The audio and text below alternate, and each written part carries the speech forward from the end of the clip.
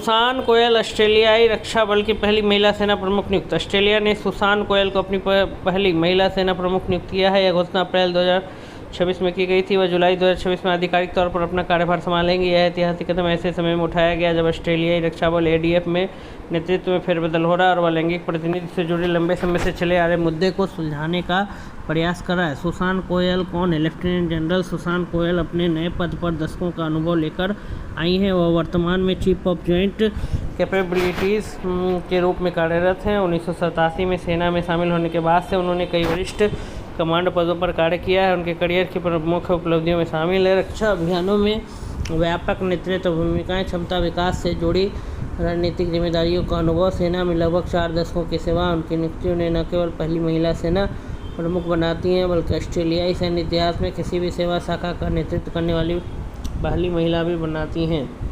Australia के रक्षा नेतृत्व में एक ऐतिहासिक बदलाव। इस नियुक्ति की घोषणा ऑस्ट्रेलिया के प्रधानमंत्री एंथनी अल्बानीज ने की।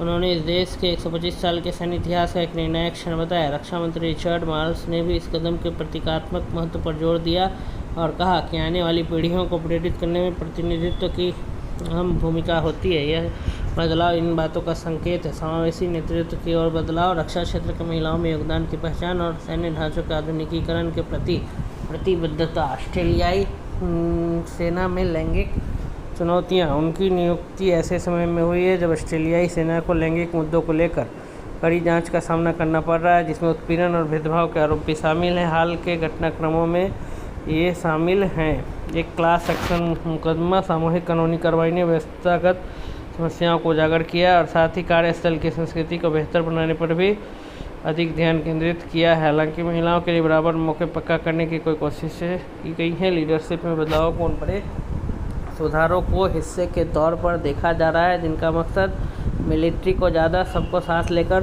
चलने वाला और जवाबदेह बनाना है। ऑस्ट्रेलियाई रक्षा बल में महिलाएं। वर्तमान स्थिति: वर्तमान में ऑस्ट्रेलियाई सेना में महिलाएं कुल ADF कार्यबल का लगभग 21% हिस्सा है। इसके अलावा लगभग 18.5% महिलाएं वरिष्ठ नेतृत्व पदों पर कार्यरत हैं। सरकार ने 2030 तक महिलाओं की भागीदारी को बढ़ाकर 25% करने का लक्ष्य निर्धारित किया है, जो विविधता और समावेशन के प्रति उसकी दीर्घकालिक प्रतिबद्धता को दर्शाता है।